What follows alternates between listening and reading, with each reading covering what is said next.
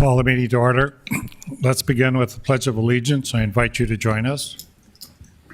I pledge allegiance to the flag of the United States of America and to the republic for which it stands, one nation, under God, indivisible, with liberty and justice for all. Roll call.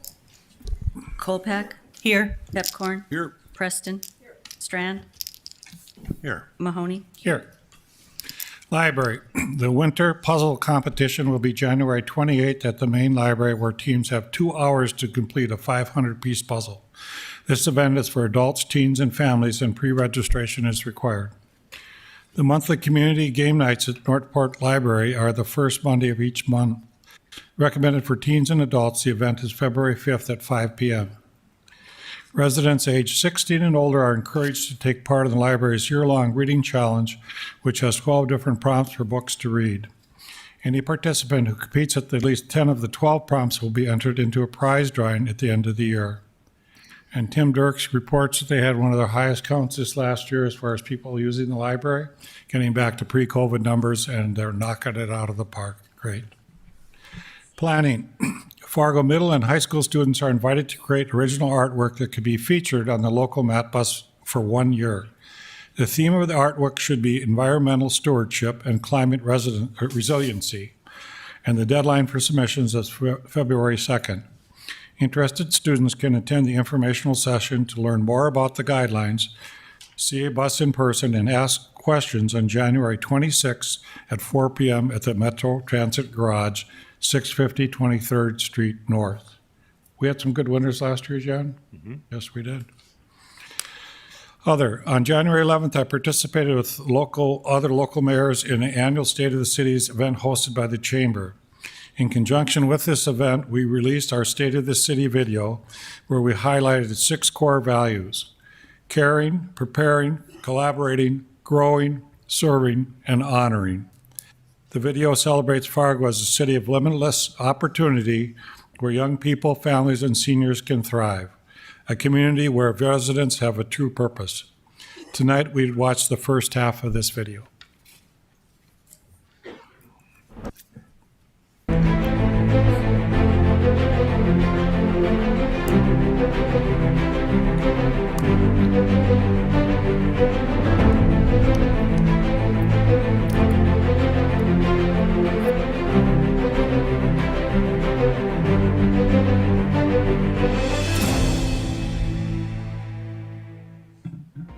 Hello, I'm Dr. Tim Mahoney, Mayor of Fargo.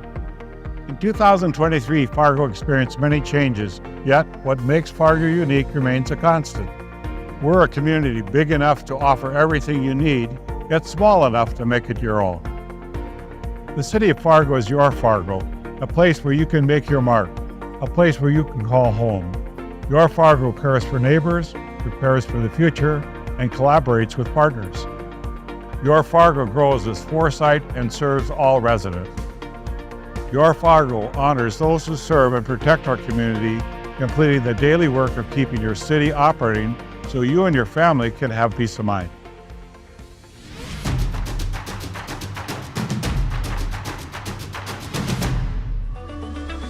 Your Fargo is a city that cares. Employees across departments work tirelessly in all weather conditions. Plow drivers operate around the clock to clear snow from over 700 miles of streets and alleys, with excess snow gathered at the symbolic Mount Fargo, a testament to their innovative ways of efficiency and effectiveness. Fargo residents, accustomed to collaborating amid challenges, united once more in 2023 to combat a potential spring flood. Community members of all ages and backgrounds, including hundreds of middle school students, faced the challenge head-on by crafting thousands of sandbags, averting destructive flooding. Team Fargo, driven by a commitment to serve all residents, including the most vulnerable, actively engage in outreach efforts. Fargo Cass Public Health's Harm Reduction Division diligently reaches out to those experiencing homelessness, often facilitating transitions from the streets or shelters into permanent homes.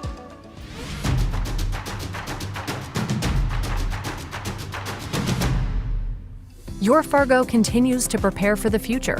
Over the next 2 decades, we expect to welcome 15,000 new households to our community. To guide our growth, Fargo is developing a citywide growth plan, gathering input from residents like you. Major projects such as the Hector International Airport Terminal expansion and the Fargo Park Sports Complex are underway to accommodate our thriving community. Our commitment extends to maintaining essential infrastructure.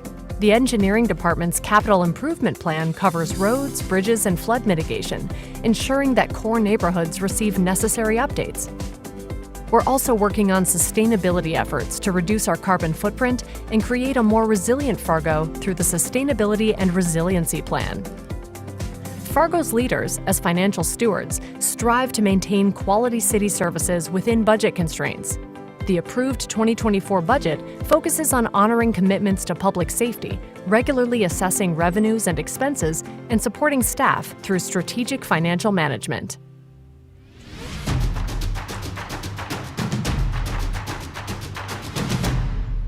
Your Fargo collaborates in the face of challenges. Progress on the FM diversion project brings us closer to permanent flood protection, with the project scheduled to be operational by spring 2027. Collaborations also led to the demolition of the Lashkowitz high-rise and exciting developments in affordable housing and mixed-use spaces. The vacant and dilapidated tower was safely imploded in September 2023. On the same site, construction of a new affordable housing complex with 110 units will begin this spring. Just next door, Epic Companies broke ground in June 2023 on a mixed-use 7-story building. The project, called Unite, will be the third building in Epic's gateway development on the doorstep of downtown Fargo. Embracing diversity, our city department heads underwent training to enhance collaboration and bridge cultural differences, led by the Department of Diversity, Equity, and Inclusion. This is a step towards an even more inclusive Fargo.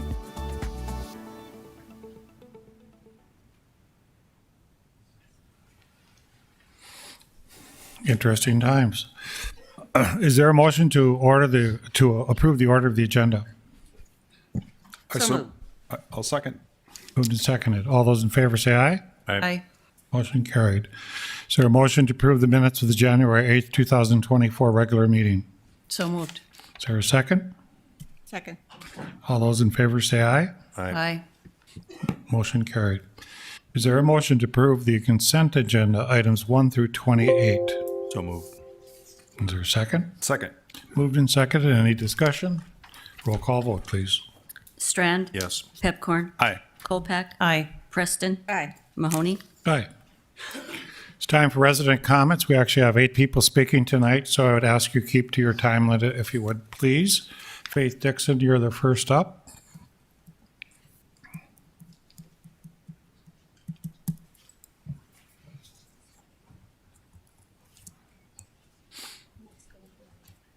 It's over there.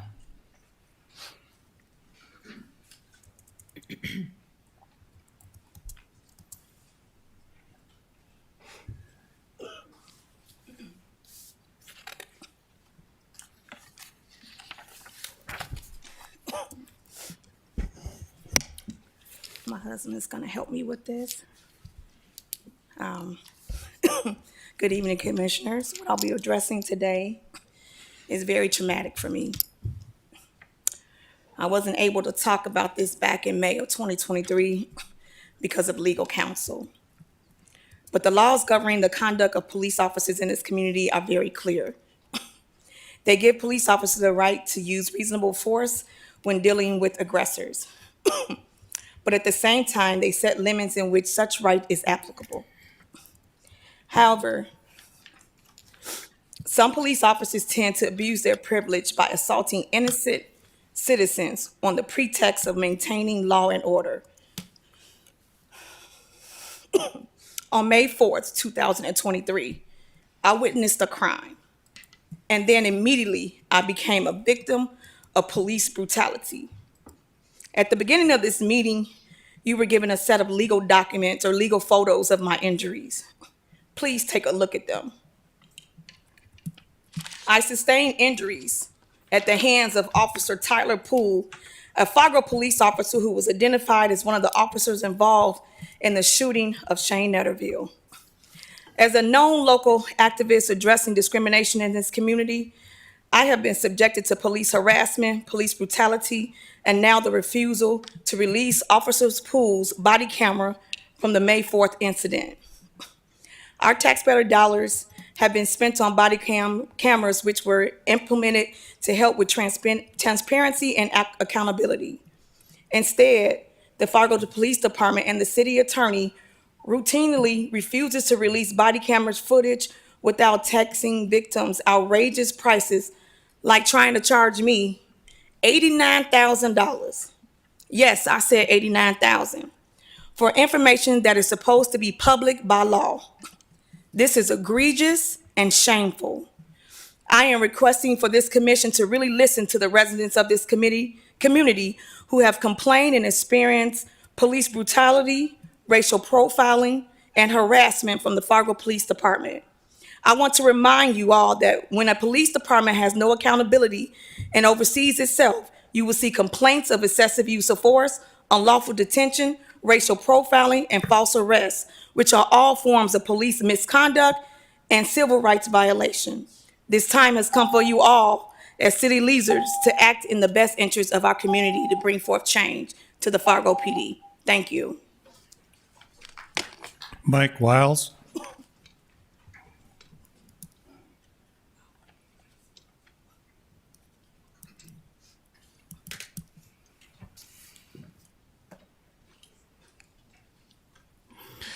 Dear members of the City Commission, I come before you today as a member of this community who has experienced wrongful detention. As a Black man, I believe it's crucial for our city to address issues of injustice, inequality within our law enforcement system. I urge the City Commissioner to take meaningful actions towards reform to ensure that no one else faces the same unjustly treatment. I stand before this forum as a wrongfully detained Black man seeking justice, fairness, and accountability. The experience I have endured highlights the urgent need for a thorough examination of the flaws within our legal system. I implore that you carefully consider the evidence, recognize the impact of systemic issues that affect individuals like me. On Saturday morning, January 6th, one of the coldest days of this year, I was walking alone, speaking with my twin sister, of whom just recently lost her child a few days prior, when I was racially profiled by Fargo PD. When approached, they immediately started calling me Johnny Cooper, of whom I have no relationships with under any circumstances. One of the officers continuously referred to me as the person of interest. I stated to the officer that I am in fact Michael Wiles. The officer ignored the name and the information given to him and continuously called me Johnny Cooper repeatedly. In fact, after I provided him the information and given him, he continually called me Johnny Cooper repeatedly. I provided my date of birth and name, and I was detained and placed in the back of the squad car. I assumed the officer was going to run my name and the information to establish the identity, and my release will be given. But instead, he then pulled me out of the vehicle and called me Johnny Cooper again. Another officer stated to remove my hoodie to verify that my tattoos would prove that I was Johnny Cooper. He then took my hat off to see if my locks was as the same as the person that they were looking for. The first officer again continued to call me Johnny Cooper. I am not Johnny Cooper, and at this point I was scared and feared for my life, as I didn't know what charges Johnny Cooper faced.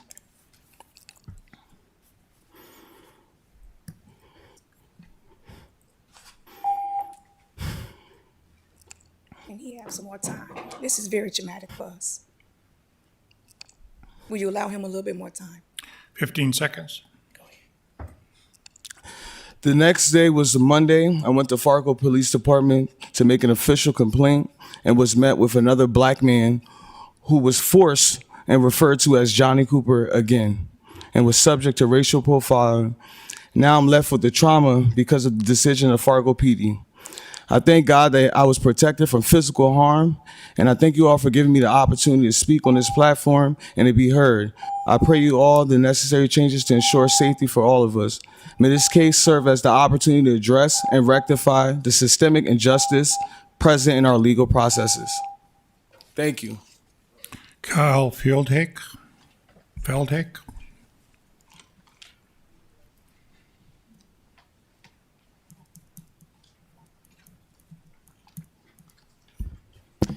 Greetings. We are witnessing an unprecedented onslaught in Gaza that is producing a living hell. In just over 100 days, already more than 25,000 people have been killed, thousands more dead buried under the rubble. 70% of those killed are women and children, over 10,000 dead children. For reference, only 3,000 children were killed in all armed conflicts in 2020. In just 15 weeks, 1% of the population is already dead. The daily death rate is the highest of any major conflict this century, by far. 250 killed a day, far higher than Ukraine, with 44 a day. Gaza has a 20th of Ukraine's population. 30,000 bombs have been dropped in Gaza in 100 days, 8 times more than the U.S. dropped in Iraq in 6 years. All these bombs on an area 2.5 times larger than Fargo. 85% of Gazans, nearly 2 million people, are all internally displaced, forced to flee their homes. Most worrisome, this is just the beginning. Even before October 7th, 96% of the water was unfit for human consumption. Due to Israel's suffocating blockade and refusal to allow anywhere near adequate aid to enter, the UN and the WHO have warned starvation and disease could become bigger killers than bombs. The World Food Programme's chief economist says, of the 700,000 people in the world currently facing catastrophic famine condition hunger, 577,000 of them are in Gaza. In the face of this carnage, what is this commission's response? Utter silence. But what does Fargo have to do with Gaza, I suspect you may ask? I pose that question to you. Why in 2020 did Fargo proclaim a day to remember the Holodomor genocide in Ukraine? Why did this body dismantle all contracts with Russia? Why did this building for days glow in blue and yellow for Ukraine? As you stated then, symbolic actions matter, as education, recognition, and solidarity matter. Say to our Palestinian American community in Fargo that they matter. Say that Fargo recognizes and stands with bloodthirsty barbarism, whether it be perpetrated against Ukrainians or Palestinians. I ask simply, join with the numerous other organizations, such as Doctors Without Borders, Save the Children, and the UN General Assembly, and with 68% of Americans to do what is obvious. Demand an immediate ceasefire. Tell our leaders in DC that writing blank checks to facilitate the slaughter is unacceptable. Say Fargo stands against the genocidal massacre and that Gaza should be allowed to breathe. Thank you. Prairie Johnson.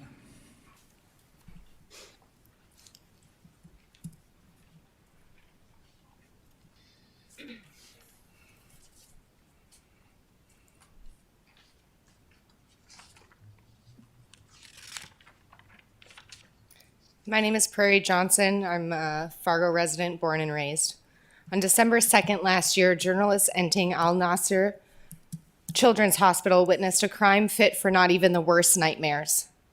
Multiple dead newborn infants were rotting and decomposing in hospital beds. This was not an accident. Weeks earlier, Israel circled the children's hospital with tanks and forcefully evacuated it, leaving no time to evacuate the newborns with the necessary oxygen equipment for survival. In Israel's onslaught, nothing is being spared, not UN schools, mosques, and especially hospitals. Earlier in November, Israel ordered the evacuation of all 22 hospitals in northern Gaza. It should go without saying, but these forced evacuations, shutdowns, and bombardments of hospitals are clear crimes against humanity. None of Gaza's 36 hospitals are fully operational. Only 15 hospitals are open, but with severely limited capacity and are filled at 300% capacity. The WHO says 70% of healthcare workers have left healthcare facilities because they were driven out by violence. Due to the blockade and Israel's obstructive military operations, life-saving medical supplies are being withheld as the bodies pile up.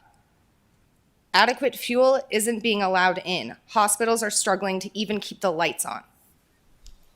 With Gaza's hospital network on life support, the 60,000 injured people and the 50,000 pregnant women in Gaza have nowhere to turn. As the unprecedented famine intensifies, so will disease. Severe malnutrition, a lack of water, and poor sanitation have already caused the diarrhea cases up to 2,000% in children. Hear what the WHO's Sean Casey has witnessed. There are so many patients on the floor you could barely move without stepping on somebody's hand or feet. He added, I've seen children full of shrapnel dying on the floor because there are not the supplies in the emergency department and the healthcare workers to take care of them. Maybe worst of all, this is all preventable. None of this has to happen. There's one clear remedy to Israel's morbid disregard towards Palestinian life and human suffering and our government who bankrolls it. Call for immediate ceasefire. Free Palestine. Corey Edgerton.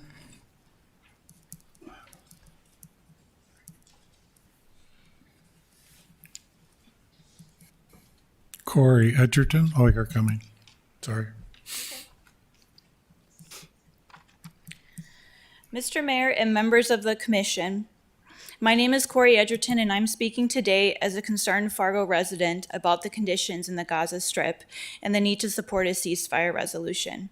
With every passing day, children and families in Gaza face increased deaths, not just from Israeli siege and bombardment, but from disease and deprivation. According to United Nations experts and the World Food Program, Palestinians in Gaza now make up 80% of the global population that is currently experiencing famine.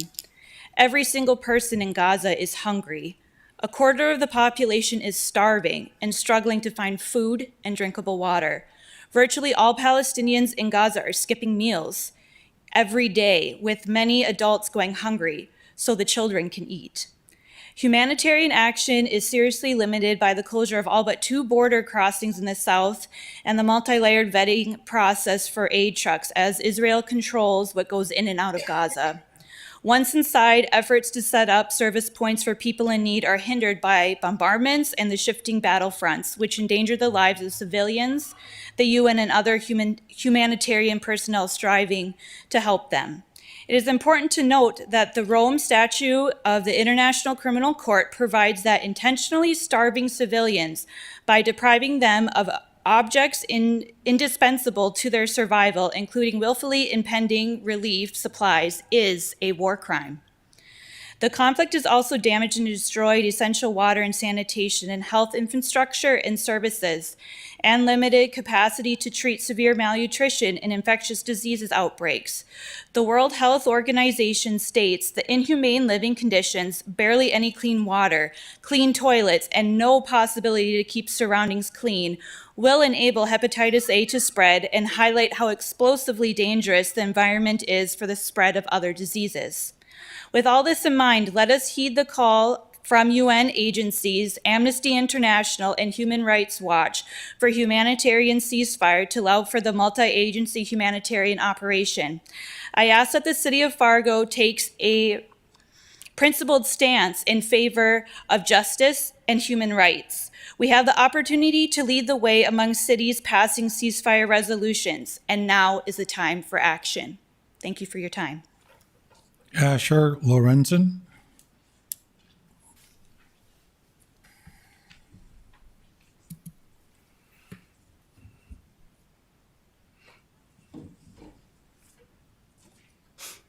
We are told the war is against Hamas. If the war is against Hamas, then why is Israel bulldozing farm fields in Gaza? While Gaza starves, why is Israel drastically reduce the food allowed to enter Gaza? Why do they prevent anesthesia for children undergoing amputation? Let's examine Israel's genocidal intentions for Gaza. Here are just a few of the 500 incitements of genocide top Israeli officials have made. Starting with Prime Minister Netanyahu, referring to Gazans. He said, "Remember what Amalek has done to you," referring to the biblical command to kill every person in Amalek. Quote, "Do not spare them. Put to death men and women, children and infants, cattle and sheep." The lesson was that failure to kill every single Amalekite posed an existential threat to the Jewish people.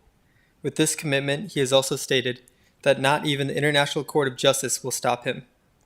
Video has shown Israeli soldiers, before entering Gaza, dancing outside, citing Amalek, chanting, "We know our slogan, there are no uninvolved citizens."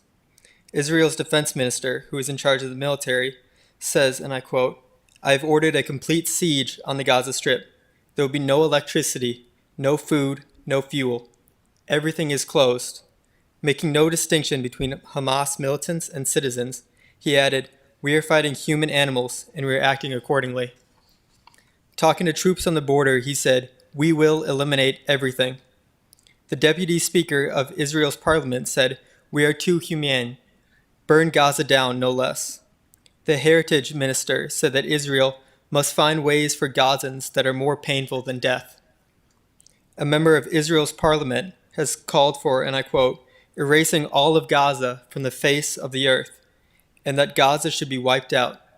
She has faced no repercussions for the genocidal rhetoric. Unfortunately, the genocidal intent goes beyond rhetoric.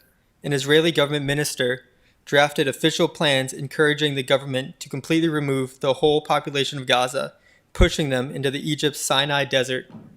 Genocide is under absolutely no circumstance permitted. As Julian Assange said, if wars are started by lies, and in this case genocide, then peace can be started by truth. Demand a ceasefire. Don't be afraid to say the truth. Innocent lives are counting on it. Allison Slavic.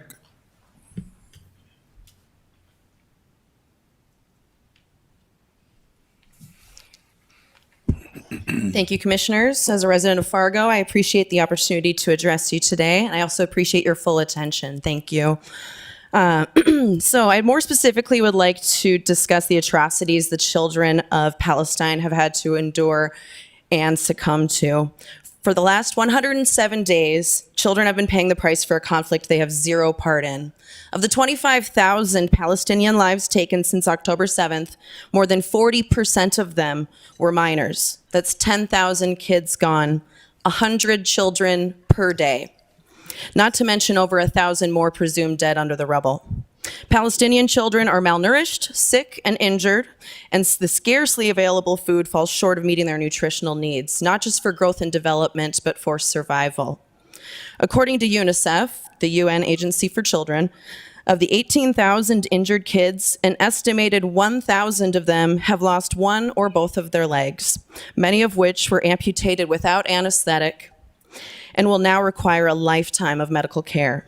The situation is dire, so much so that parents are writing their kids' names on their arms so they can be identified if they are lost, orphaned, or killed. An estimated 25,000 children have lost one or both of their parents. Medical professionals in Palestine have coined a new acronym for triaging these orphans, WCNSF, Wounded Child, No Surviving Family. They're suffering in life, and they are also suffering in death. Adam Al-Jahul was a 9-year-old boy from the West Bank.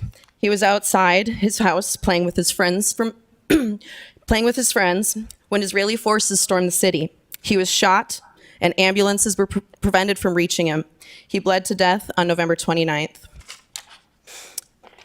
Sidra Ayman Matar suffered from acute lung inflammation after exposure to gas and smoke bombs from Israeli forces. She passed away on January 6th when her intensive care unit was raided by Israeli forces and her oxygen was cut off. She was 15 months old. These are 2 stories out of the thousands of children who didn't deserve to die. I'm urging you, the City Commission of Fargo, to call an immediate ceasefire. Join the 15 other cities across the U.S., big and small, who are speaking up. Calling for a ceasefire is a simple yet impactful step in working towards a resolution and saving innocent lives from more destruction. Abanico Kaylee.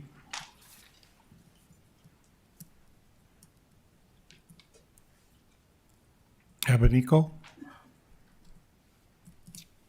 That's the end of our public hearing. We'll go on to our public hearings that we have. Item 30, The Pines at the District 4th Edition. Approval recommended by Planning Commission on 10/3/23. A zoning change to repeal and reestablish a conditional overlay. First reading of the rezoning ordinance. on a plat of the Pines in the District 4th Edition. Donald Crest to explain. Good evening, Commissioners. Donald Kress with the Department of Planning and Development. As the mayor has stated, our first item here tonight is the Pines of the District 4th Edition. This property is located here on 53rd Avenue South and 38th Street. Here's our landmark Walmart out here, 52nd Avenue and I-29. Here's a close-up of the property. You see it includes a large detention basin. There are actually 4 properties in here that are being combined, and a zone change to modify the conditional overlays that are on this property. We'll talk about that in a moment. Here's just some views of the property here from this afternoon, looking along 53rd, looking along 42nd Street. There is some construction beginning here on the smaller lot, and then looking across the detention basin here from 38th, and then that's just a little zoom shot of the land, that little strip there past the detention basin. The current zoning is LC, limited commercial, with 2 conditional overlays. And though the LC zoning itself is not changing, there's a sort of weirdness here that I have to explain. These are actually in 2 different subdivisions originally. This all here was once one lot. This piece got cut out of it, but it left a little piece down here. So this piece and this piece are on the same conditional overlay, and these 2 pieces are on the same conditional overlay. When they replat this, this will all be one lot, but you can't have this little piece of conditional overlay sitting over there. So that's what's getting rearranged. The standards of the conditional overlays themselves won't change, but they just their geography gets rearranged here a little bit. And thanks to the city attorney's office for going back and forth on that for a couple of days till we finally got worked out how we could do that neatly. So again, here shows the plat. This all will be one lot here. This will be a second lot. There's some existing negative access easements here to protect access from the arterial. And the recommended motion is stated in your staff report and shown on the screen. And Commissioners, just so this doesn't confuse you, item 23 on the consent agenda was the Pines of the District 5th Edition. This is the Pines of the District 4th Edition. Those plats are on separate properties. The 5th is not a replat of the 4th. So don't let that confuse you. We just have to record them in the right order. But if they both get approved tonight, that should be no problem. The applicant's representative, Mr. Kyle McCamey of Enclave Development, is here. Okay, and may wish to address the commission. And again, the Planning Commission's recommendation is stated in the staff report and shown on the screen. This concludes our presentation on the Pines of the District 4th. So we had missed Donald Crest sweater because the first of the year, which he wears every year at the first of the year. Yes, sir. But this is a momentous event for Donald Crest because this is his 100th appearance before the commission. So thank you, Donald, for all that service you have given us. Is I there wasn't anybody, doing anything on Monday night anyway, so. is there anybody who wishes to address us in regards to this motion? Is there anyone present who wishes to speak? I'll close the public hearing. Do I have a motion? Move to approve. Is there a second? Second. Discussion? Roll call vote, please. Preston. Aye. Kolpak. Aye. Pepcorn. Aye. Strand. Yes. Mahoney. Aye. Item 31, application requesting waiver requirement to install public sidewalk on lots 13, 14, 15, Block 16, Woodcrest 3rd Edition. Denial recommended by the Planning Commission on 1/2/24. Donald Crest to explain. Yes, sir. Thank you, Mr. Mayor. Thank you for that recognition. Item 31 is the Woodcrest Edition, as the mayor has stated, a request for a waiver to install sidewalk on the frontage of 3 lots in the Woodcrest Edition. So this property here, this is the portion of the Woodcrest Edition here, is Elm Street, the VA hospital. This is in North Fargo. This cul-de-sac here, there are a few small cul-de-sacs off Woodcrest, but this one here. A close-up here showing the three subject properties. Here's a more detailed, we've got an extra aerial in here. As you look at this, these properties, as you see, are all vacant. They're all owned by the city. These were flood buyouts after the 2009 flood. Since that time, the city has installed a levee, a lift station for storm water, a driveway to that lift station, and then, as we'll see in the next few slides here, eventually is intended to be a trail that goes along the Red River here, part of the overall Red River Greenway study and bike ped plan for the city of Fargo that has been prepared through the city and MetroCon. Here's just a couple shots of the cul-de-sac here from a couple of weeks ago. This is standing on Woodcrest looking toward the cul-de-sac. Minnesota's on the far side there. Here's that levee. And then here we're in the cul-de-sac and looking at the three residences here. As you see, there is no sidewalk located there. The zoning here is SR2, single dwelling residential. No zone change is part of this project. So commissioners, the requests for waiver for sidewalk rarely come before your commission. We believe this is the third in the last decade. As noted in the staff report, the process of waiver of sidewalk that this is going through is in Chapter 18 of the Fargo Municipal Code. That chapter is normally administered by the city engineer, but the process for waiver refers to the hearing process going to the Planning Commission and the City Commission, so planning is bringing this forward. The Woodcrest Third Edition was platted in 1968. The street was built in 1969, and at the time, no sidewalk was installed. This is obviously a pre-2000, a pre-buyout photograph, which shows the original layout of the houses. We have no documentation of why the sidewalk wasn't put in all the way. On this side it ends here, on that side it ends here.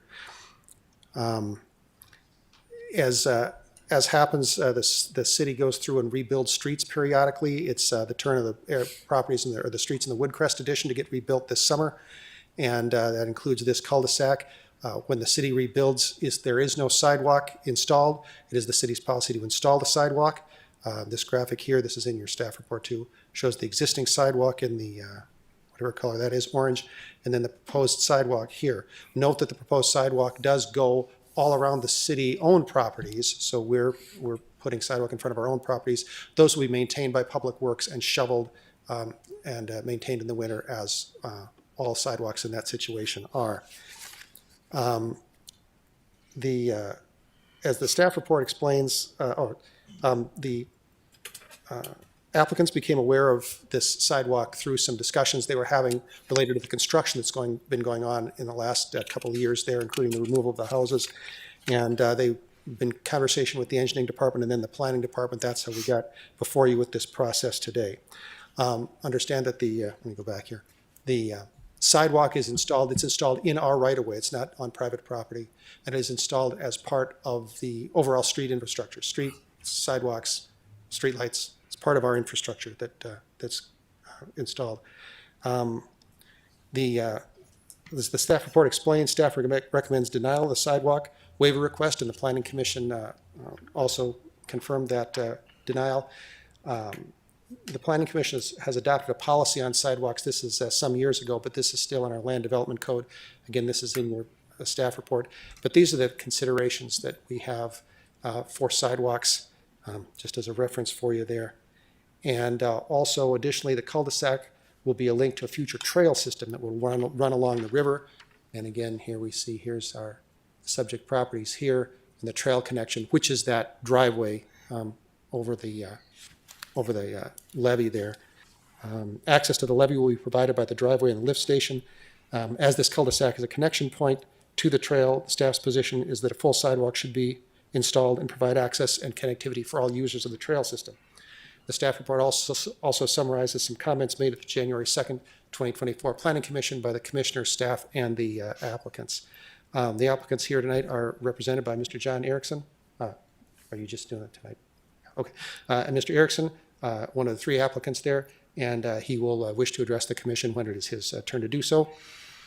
The Planning Commission's recommendation is stated in your staff report and shown on the screen. This concludes staff's recommendation. Thank you, Commissioners. Is there a president who wishes to speak regarding this motion? Come up to the speaker.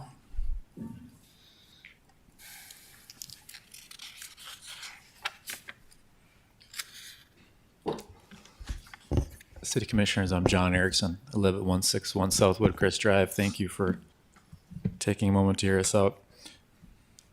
Don presented a good summary of the discussions we had at the last meeting. I've lived in the house. I think we've been there since 2005, 2006. My kids have grown up in the house. It's been a great neighborhood. Not once have we ever had a concern about lack of a sidewalk. There are two other cul-de-sacs in the north side without sidewalks.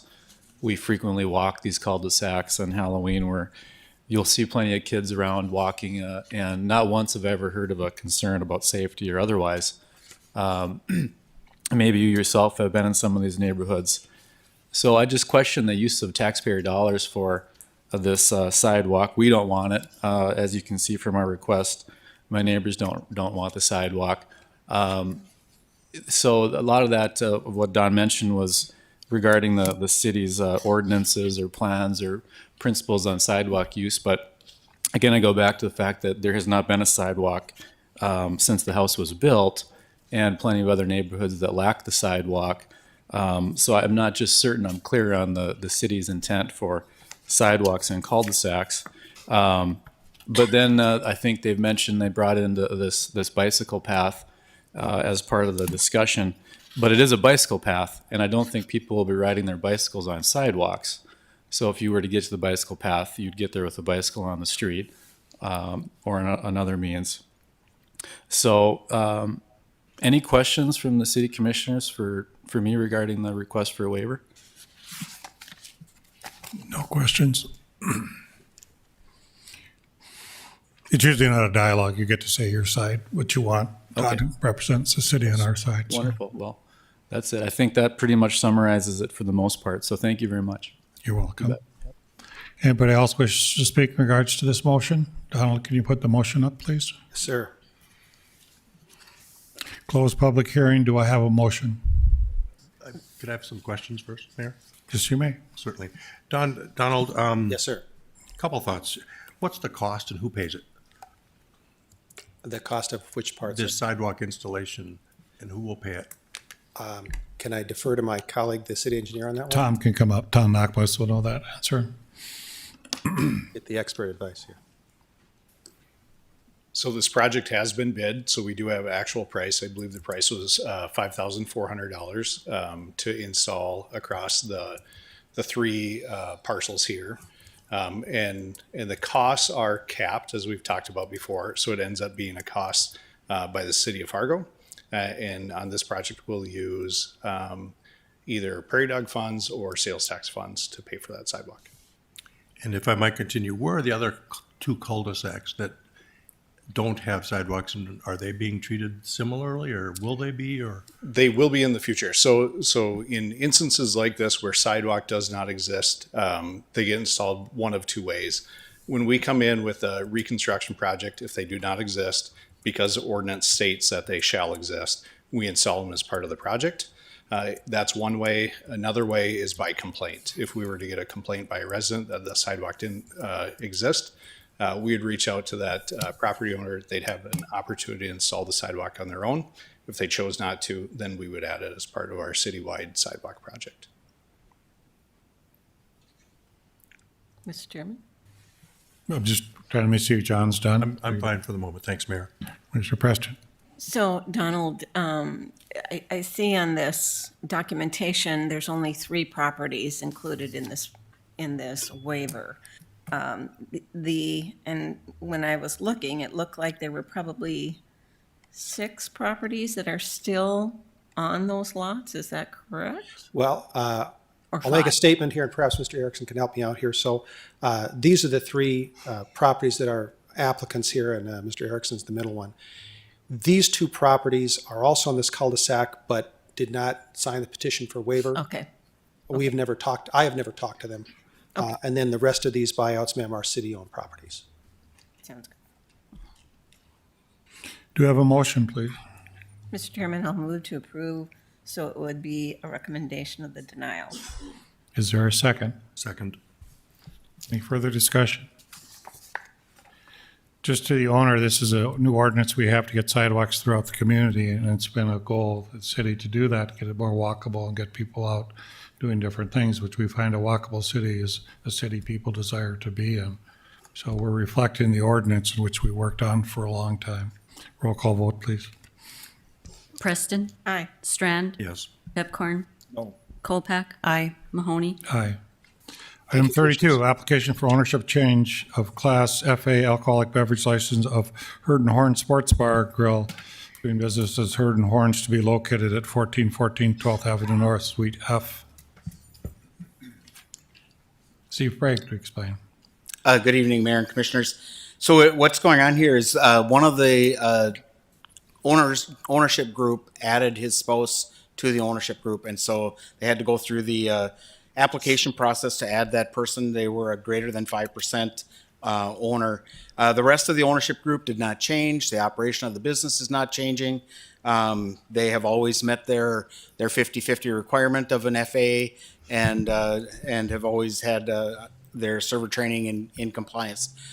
This does come, they went through the background check with the police department, and it does come to you from the Liquor Control Board with a recommendation of approval. Does anyone present wish to speak about this application? Does anyone present wish to speak? If not, a closed public hearing. Do I have a motion? I'd so move. Is there a second? Second. Any discussion? Commissioner Strand? Thank you. Steve, I'm just curious, how far back do we look in people's backgrounds? The police background check is quite thorough. There are times when something will come up and it's 10, 15 years ago, and the applicant will say, I didn't think that mattered, it was so long ago. And so I would call the police background check very thorough. However, in our criteria, the police have probably about a 15-point criteria that they look at. And in that, we only look at recent history, if there's something very recent or a trend that has continued over the years. How would you define recent history? It depends on what that activity is. If it's something like a DUI, I think that our period is. I'm kind of looking at Nancy. Is it like 3 years? Do you remember on a DUI? I don't remember exactly, but I would say most of the things we're looking at are 3 to 5 years. Here, there's a DUI reference to 2001. That's why I'm asking this. Yeah. So 2001. Gosh, my math. 22 years ago. Yeah. So that's quite a ways back. Is it possible? Have we ever considered codifying these criteria so that people know? We do have them there. Is it specifically how many years we go back? Mm-hmm. Yes, it's a resolution that was passed by the city commission. Chief Todd was the police chief at the time, and we're continuing to use those guidelines. Yeah, I can just add that resolution was adopted by the city commission in 2018, but I don't have it right in front of me, so I don't recall the years for the DUIs. Maybe perhaps we could all see a copy of that, and Sure. if there's a desire to contemporize it, we could work through the Liquor Control Board to have a current discussion if it's needed or wanted. Sure. Yeah. Any other discussion? Roll call vote, please. Pepcorn? Aye. Preston? Aye. Strand? Yes. Volpak? Aye. Mahoney? Aye. 33, application for Class GH alcoholic beverage license for Milkmaid, doing business as Milkmaid to be located at 612 23rd Street South. Interesting, right? So this is a GH, which is beer and wine, and this is a business that has been in existence for 5 to 6 years. They were operating out of Square One Kitchen, and now they're going to have their own brick and mortar. It's basically a cheese shop, and they do a lot of catering of their different cheeses, different cheese platters, and that type of thing. They will have a couple of days a week when they are open to the public to walk in, and so both on those occasions they would be able to serve beer and wine, and also with their catering business they could cater beer and wine to somebody that wanted to have a wine tasting or something like that. We've gone through the background check. It was very thorough done, and it does come to you with a recommendation of approval from the Liquor Control Board. So anyone present wishes to speak to this application? Anybody wanting to speak? If not, I close the public hearing. Do I have a motion? I'll make the motion, and could I add one real quick point? First of all, charcuterie to be in our agenda is a very good word, so I had to make sure that was included. But the neat thing is, this is a small business that was started, and now it's grown to be on its own, have its own property and things like that. So it's really neat that it's basically a small business that has grown and grown and grown. So, and the other thing to describe it is, so you can get a cheese tray, Mayor, if you're invited to a social. You can bring a cheese tray. You can stop and pick it up and then bring it there, and you could say, here's my charcuterie board. Share. All right. That's the end of my comments. Thank you, Mr. Chair. Thank you for that update. Second the motion. Second. Any other discussion? Roll call vote, please. Pepcorn? Aye. Preston? Aye. Strand? Volpak? Aye. Mahoney? Aye. Public hearing application for Class RZV alcoholic beverage license for Sinclair Events Venue, doing business as Sinclair Events Venue, to be located at 613 First Avenue North. I'm not as sophisticated as Commissioner Pepcorn, so I wasn't going to try to say that word. That's fancy word for cheese board. That's weird. Okay, so the RZV is a Renaissance Zone venue license, and the one existing license that we had issued was at the Sanctuary. This applicant is moving into the Stone Building, or the old Avalon, as it was once known, and intends to operate very similar, probably more heavily on like the weddings and that type of thing, and less on the concert side. But the license classification fit really well. She has years of experience doing this for another venue location, and also has a full-time job in the alcohol industry. And so we're very pleased to see this. I've gone through the background check, and again, comes to you with a recommendation of approval from Liquor Control. Is there anyone present who wishes to speak to this application? Anyone present wanting to speak? If not, I'll close the public hearing. Do I have a motion? I'll make the motion. Second. Moved and seconded. Any discussion? Any word changes? John, any education? Nothing? Roll call vote, please. Pepcorn. Aye. Colpack. Aye. Preston. Aye. Strand. Yes. Mahoney. Aye.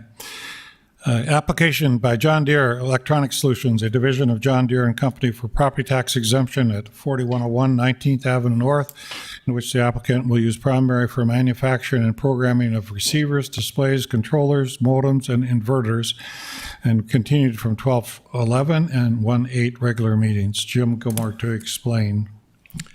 Thank you. As you noted, this is John Deere Electronic Solutions. They make electronic components for their tractors and other equipment. There's a lot of engineering of these components that are done at this facility too. So it's not just the manufacture and distribution, but it's also the design. So they've got some real important jobs here. The current site building was built about 10 years ago. When they acquired this site, they actually have enough room for this to be 4 times as big. And this particular expansion would really double in size that existing building. The expansion would go to the north, approximately 84,000 square feet. The investment is about $16.8 million. In addition, there'd be about $600,000 in machinery and equipment. The wages are averaging $25.50 an hour, plus benefits. With the benefits, they would be up to $35 an hour. Now, these particular jobs, they're bringing in 38 they're new to Fargo, but they're at a lease location in West Fargo now, so they do qualify under a scoring system. In addition to the 38 jobs that they've committed to in the application, their plans are that there'd be another 24 contingents. Their workforce kind of goes up and down depending on the demand for the equipment. And so there are additional jobs, but they're just committed to, and this application is scored on those 38 jobs. They currently have 157 jobs at this site. We went back and looked at their application from 10 years ago. They'd received a property tax exemption for that particular building about 10 years ago. At that point, they had committed to or estimated that there'd be 56 jobs. However, they actually have 157 at the site, so they have 100 more jobs than they had initially planned. This will give them room for future expansion. They don't know for sure when or if that expansion will take place, but I think given a company like this, our committee felt it was an important economic development project. The recommendation from the Economic Development Incentives Committee is for this just a 5-year property tax exemption. It's scored 168 points. You need at least 120, so it's scored very well. I do have a representative, John Deere, here tonight who can tell us more about kind of their operation there in terms of what they design and make at the facility, if you want to come forward. We've been waiting for him to have an opportunity to speak to us, haven't we, Jim? This is important. Yeah, with his schedule, it's hard to get him here. I think he must be busy making electronic components out there. Good evening, Thank you. Commissioners. Rich Momgren, I'm the accounting manager with John Deere Electronic Solutions. So yeah, as Jim kind of highlighted on the project, want to give you a little bit more background on John Deere Electronic Solutions. But basically, we are the electronic arm for John Deere. We basically ship product to almost all Deere locations, over 160 different countries we ship to. As he mentioned, we, along with manufacturing the product, we actually design the products here as well. Some of the different products that we actually make are the Starfire GPS modules, engine controllers for diesel engines, touchscreen displays, and then our newest area is the power electronics or the inverters. As everybody kind of knows, electrification is kind of the wave and where things are going. And this particular location that we have is where we make all of the inverters for John Deere and any of the OEM inverters that we sell. And so that's kind of what we're actually expanding, is that part of that business, is the electronics manufacturing, some of the warehousing, and some of our electronic engineering capabilities and testing as well. So that's a little bit more background on us and some of the products that we actually make at that location. Thank you. Commissioners, any questions? You hire a lot of NDSU students? I am not at NDSU. I'm a UNI graduate, but my son goes to NDSU, so I'll put that plug in there.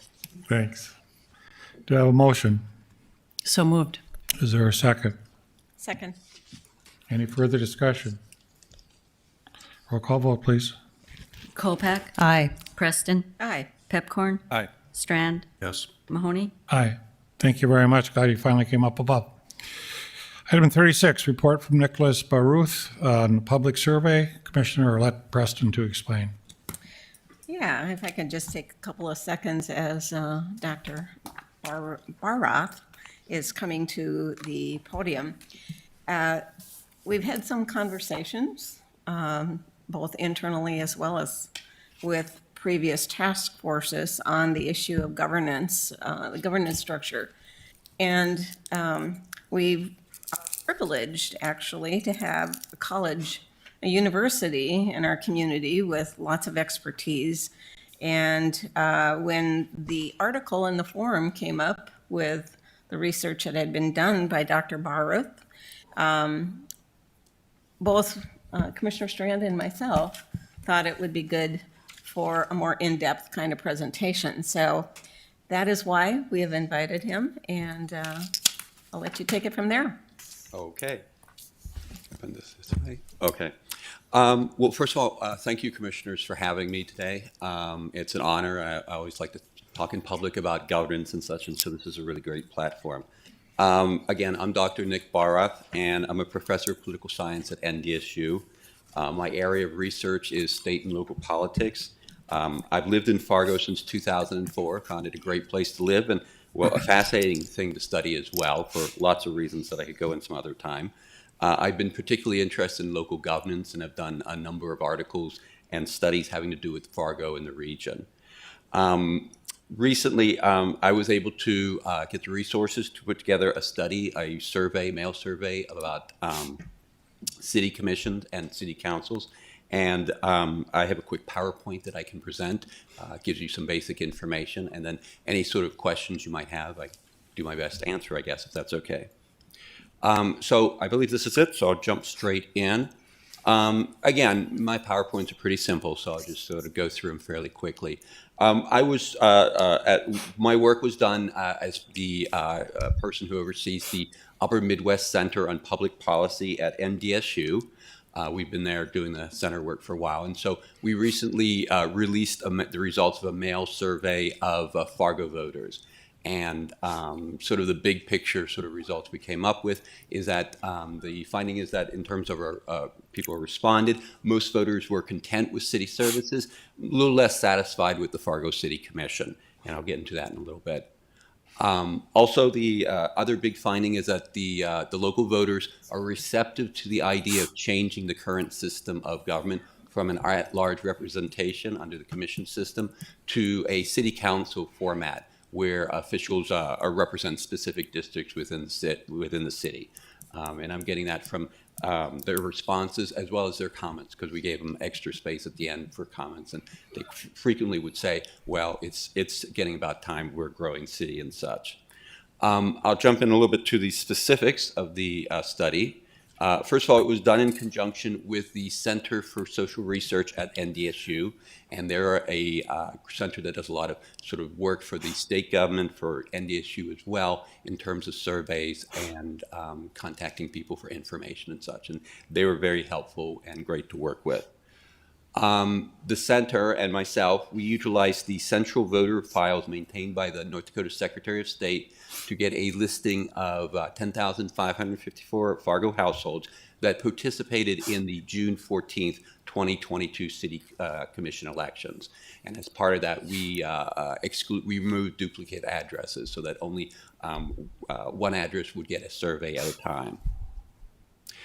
We sent out 2,000 surveys to a random sample of these households, and we got about 540 responses back, which is, from my eyes, very good response rate and strengthened the survey considerably. We sent the surveys out in late September, and the first responses we got in September 26th, and the last through November 14th. So it was spread out over time, but it was a steady stream coming back of mail surveys, although they could also have the option of answering online through a special link. Okay, and so these are going to be some of the charts that, well, we're in the study and such, and we're also in the newspaper article. And it gives you a sense of what people are thinking about services. And so the way that we thought the best way of asking about how they thought about services, their level of agreement with the following statements. So that we thought that that was something that would give a better sense rather than, you know, yes or no, up or down on a particular thing. And so if you go through things, it seems as if most people are pretty happy with the services, the people that were responding at least. That they think the public utilities are fine, the maintaining city sidewalks, city walks, bike paths, green spaces. We didn't mention anything about the park district, so didn't want to keep it didn't make it complicated. And the police department's presence throughout the city. So throughout the survey, the services looked like they were doing quite well. When we were talking about the city commission, we asked about the city commission as a body. We didn't ask about any specific people, events, or whatever. It was more that they were to give their feeling, what they thought and such about it. And so we asked them the same sort of questions in that we asked for their agreement, level of agreement with the following statements, whether the city commission is aware of specific needs, trustworthy, dependable, transparent decision-making, and gives an adequate opportunity for citizen input. And those are going to get lower results than you get for the services. People like the services, but you know, the fate of the truth of the matter is that generally speaking, commissions, congresses, all those things tend to get lower ratings than other things. So in some ways, these are you know, lower ratings than the surveys, but these aren't shockingly bad ratings. If that's any, you know, sort of extra information there. Then we got into forms of governance. And so with this, one of the things that's always problematic about doing a survey, mail survey or otherwise, is that you have to kind of assume that most people don't know about the technical details about the city governance, and so you have to explain things to them. And so in the survey, we took time to explain about city council and city commission and focused on the biggest difference between them, whether they're elected at large or by district. And so when I asked for, we asked their level of agreement with the following statements, it sort of leans, I think, a little bit more towards city leaders being elected from specific districts or wards, but it doesn't mean that they thought that the idea of having commissioners or council members who are elected to represent the city as a whole is necessarily a bad thing. I think my reading of this is that while they would like more sort of representation and perhaps even a council system for specific districts, the idea of having someone or at least some element of citywide representation, I find they think to be attractive as well. So again, these are interesting results to see. You know, that it's again seems to lean more towards the having elected by district and such.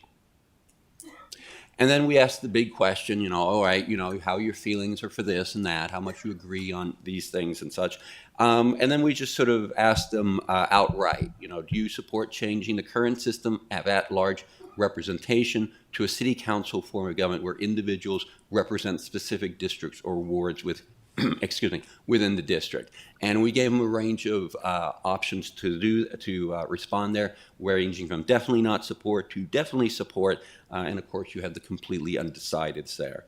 And so when you combine the probably support and definitely support versus the definitely not support and probably not support, we're finding here that about 49.4% of respondents would support a change and 19.9 would not. And so, again, it's not necessarily that there's hostility to a city commission system. It's just that it seems as if the council sort of approach has piqued interest. It's something that they like the sound of. And that's sort of a brief PowerPoint presentation of the results. I can answer any questions people might have about the survey itself, if you'd like, or related matters. Questions? So, excuse me. Commissioner Preston.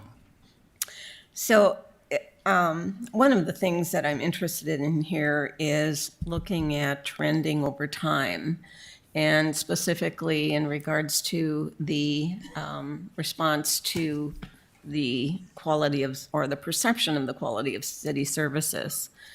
If that was done, and Commissioner Kolpak, I would suggest that perhaps that would be something the Communications Department could perhaps look at, is like an annual kind of survey. Would that be of some value? Yes, I think something like that would be of great value because, of course, we don't get too many surveys in Fargo that focuses on Fargo, and getting a sense of what people think about service delivery, whether it's police, whether it's fire, whatever it might be, I think would be ideal. Because again, with a survey like this, it's a snapshot in time, and an interesting snapshot it might be, but you always have to wonder, 5 years ago, what they think, 10 years ago, is this unusual? Is this like a buildup? Is this sort of, what's the usual typical response? And so, one of the sad things about doing a survey is you're like, well, I wonder if this is continuing going on, up, down, how does it respond to events?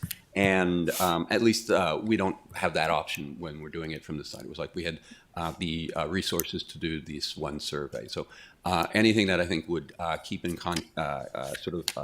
keep in contract and keep in mind how services are delivered and governance and such for the city, I think would be very useful for people who are in the city, working for city government, and also people like myself who are closely observing and trying to figure out what people want. Mr. Kolpak. Yes, I appreciate you bringing that up, Commissioner Preston. Actually, the city in the 2024 budget did approve a Zen City survey that's going to be an ongoing annual survey that's currently being rolled out to administration leaders.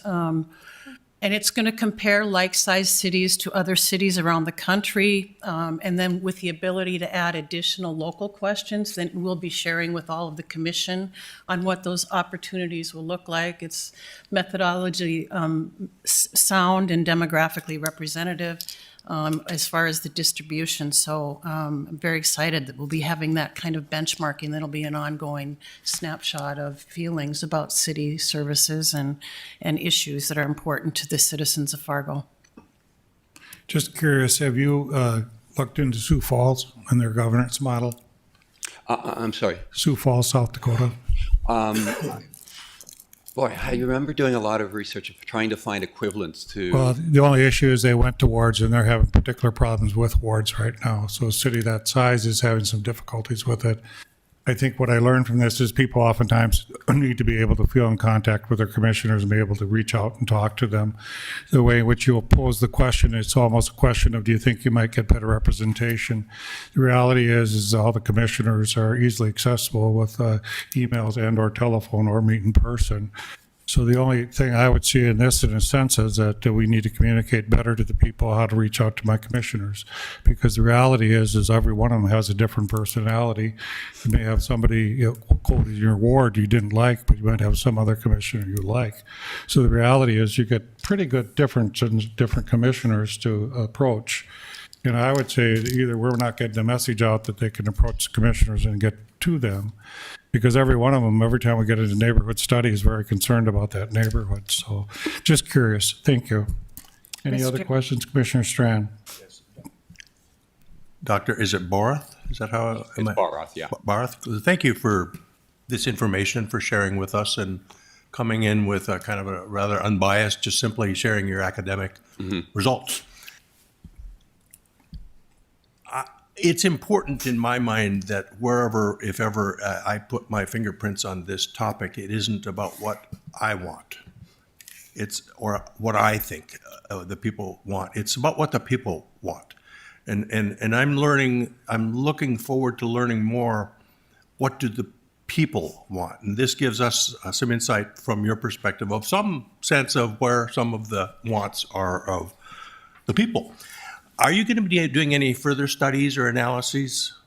Well, I'm going to be analyzing the data I already have. I'm not going to be doing another survey like this in the immediate future, is I guess the way I could answer it and such.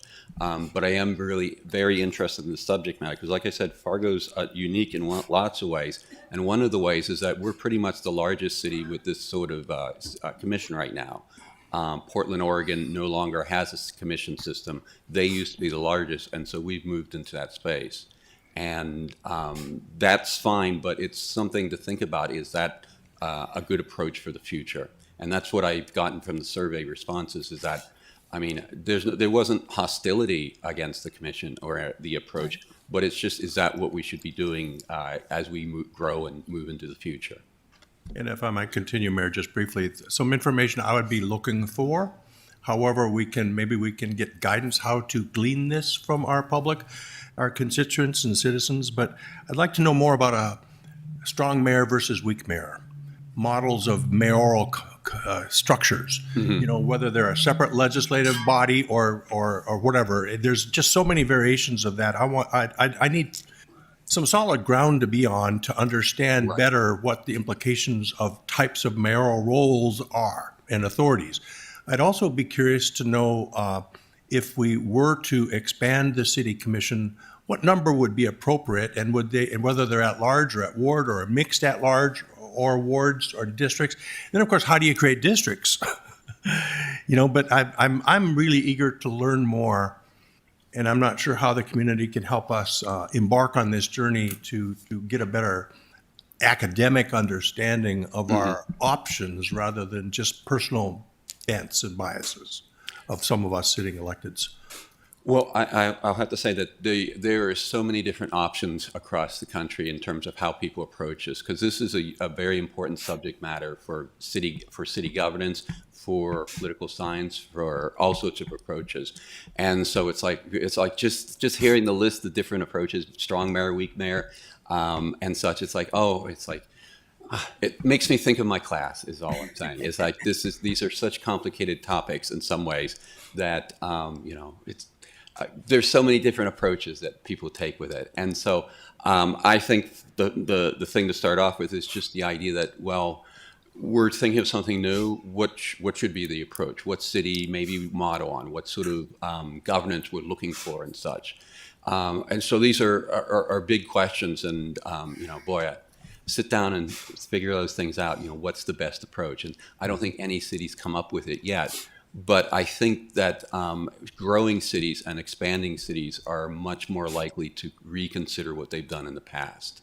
And that's what I thought was fascinating about this survey, is that people like the city, love the city, like the city government and such, but they're open to hearing more discussion about the various options that you've mentioned and the various ways that you could approach at large by district, and as they often do, a combination of two in most cities. Mr. Kolpak. Yeah, I would like to add, sir, thank you for, there certainly are interesting pieces of information here. For me, it starts with what is the problem we're trying to solve.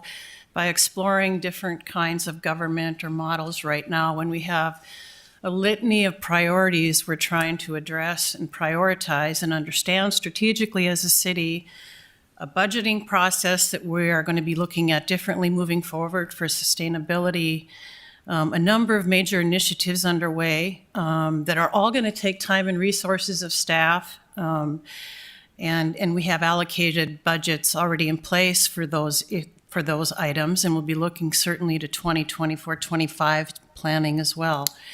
I would say the concern here, too, is in this, respectfully, these results is the demographic representation of the constituents across the board. And I know that there was 2,000 surveys distributed, 549 returned of those who voted in the last election, but demographically not necessarily representative of the city of Fargo currently as it is today. And so how are we having the best representation? And I think the survey that we're undertaking with Zen City is a good start, because we're going to have a benchmark to other like cities across the country. We can add our own questions, but it will also be demographically representative. So it's an interesting conversation, but I would hope we would keep our eye on the ball as far as, I'll end with this. To your point earlier, that overall, citizens are happy with the services they're receiving from the city of Fargo. So to my opening point about what are we trying to solve here,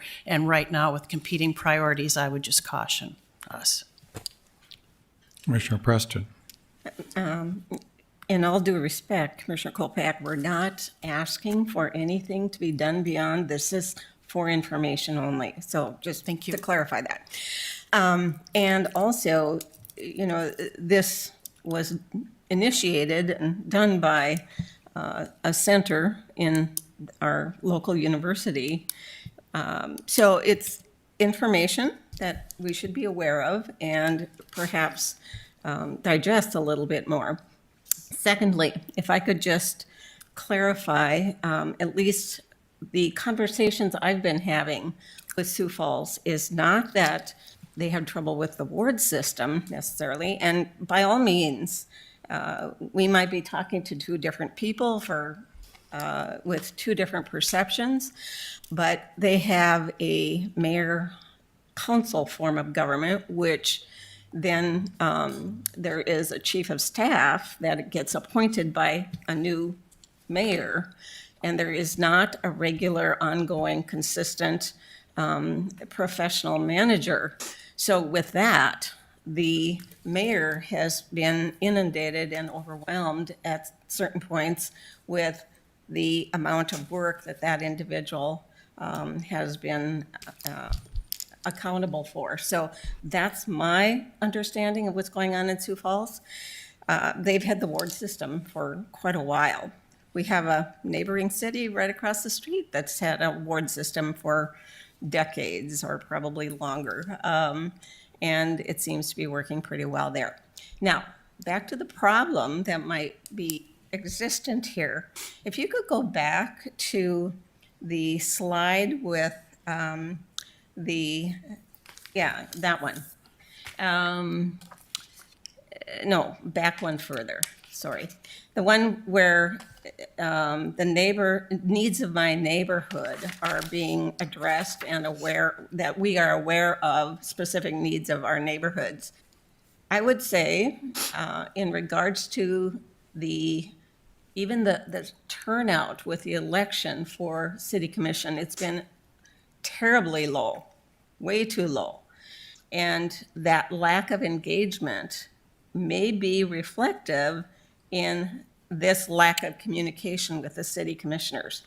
And yes, we are certainly available to people, but when people don't know, okay, I have this problem in my neighborhood, who do I go to talk to about the issue? It's, they give up. And the engagement, disengagement is probably higher just because of that. So I would say that this piece of information is important for us to consider. Now, it's not up to us to change this. It would need to be the community that wants the change. So I just think having this in front of us hopefully engages and educates perhaps a few people out in the community. I want to, however, give you an opportunity. There was a question asked earlier about the chairman about information from Sioux Falls and or other communities, and you were about to answer it and got off. Do you have something that you want to share there? Oh, I think I communicated. It was more.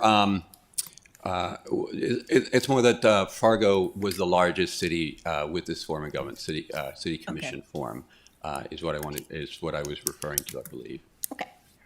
It's interesting because I just finished a mayor's meeting in Washington, D.C. of about 200 mayors. And you are correct, we're a very unique community in how we're structured, strong mayor. And the other reality is 20% new people moving in the last 10 years. A lot of new people, a lot of new dynamics in our community. So I'm pleased that the services were looked at as we're doing a good job. And I read part of your materials as we need to communicate better. But thank you for your time, and we'll continue with our agenda. Thank you. Mayor, just one more comment, please, if I could. Dr. Barth, thank you. I was in the poli-sci department decades ago. And John Munzingo would be looking down and saying, thank you for looking at these topics for our community. Yep. Here's what I'd like to see. I'd like to see more study and more analysis, more academic information. If you have students in the master's programs or graduate programs looking for a thesis topic, suggest some of this to them. Yep. The more we can get actual solid data and true research to study, the less it's just about what's in my brain. Yes. Thank you for that, and if there's more opportunities, I would welcome it. Item 37, you have my Thank appointment for the Board of Adjustment. Make the motion. There's a second. Second. Any discussion? Roll call vote, please. Pepcorn? Aye. Kolpak? Aye. Strand? Yes. Preston? Aye. Mahoney? Aye. Item 38, Wes Philomay to address City Commission on the Discrimination in Policing Act.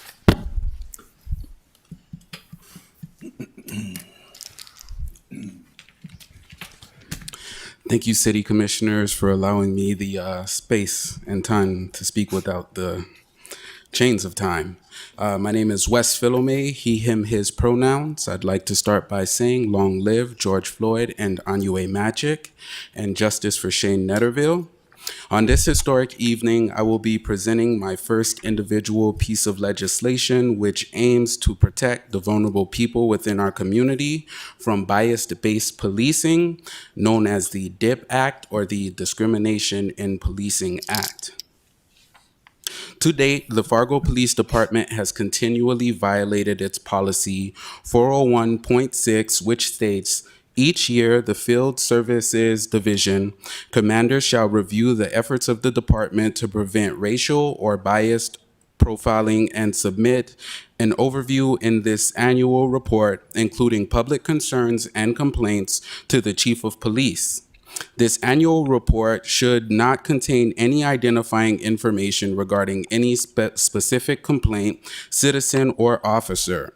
It should be reviewed by the Chief of Police to identify any changes in training or operations that should be made to improve service. Supervisors shall review the annual report for the department and discuss results with those they are assigned to supervise.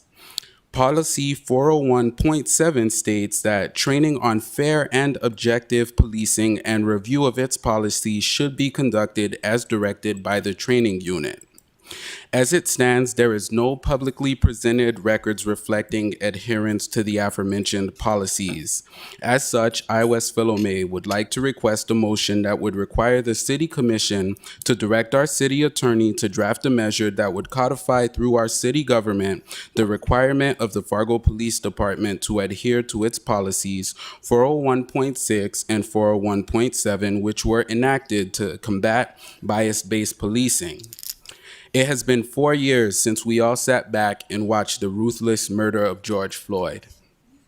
It has been 4 years since almost every street in America filled with protest.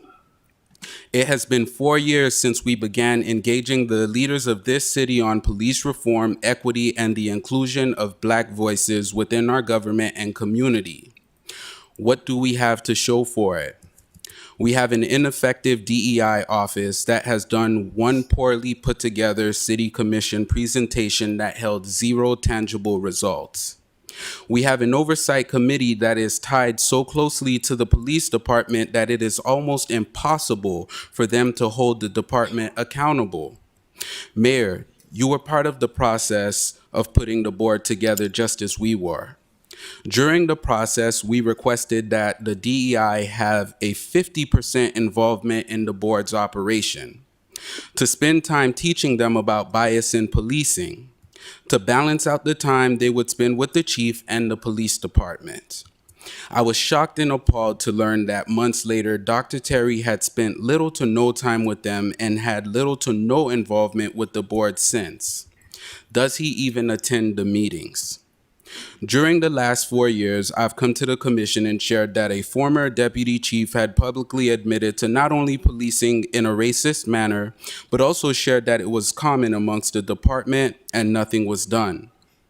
We made public how former police chief David Todd widely disseminated an email calling us thugs and domestic terrorists to all of the top law enforcement officers in the state and beyond, and nothing.